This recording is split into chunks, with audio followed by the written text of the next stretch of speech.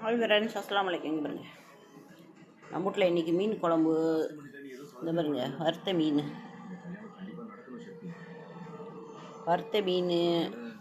அப்புறம் பீன்ஸ் பொரியல், beans carrot பொரியல், அப்புறம் வாழைக்காய் வறுவல்.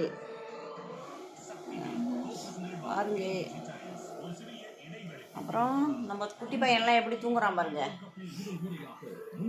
இங்கே பாருங்க, நல்லா மீன் குழம்பு ஊற்றி சோறு விட்டுட்டு எப்படி கிடக்குறான் பாருங்க, தலை கீழே.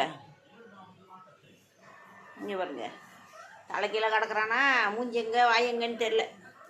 இங்கே பாருங்க, இந்த பொம்பளை பிள்ளை இப்படி கிடக்குறா. இவன் ஆம்பளை பையன்ல இப்படி தான் கிடப்பான்.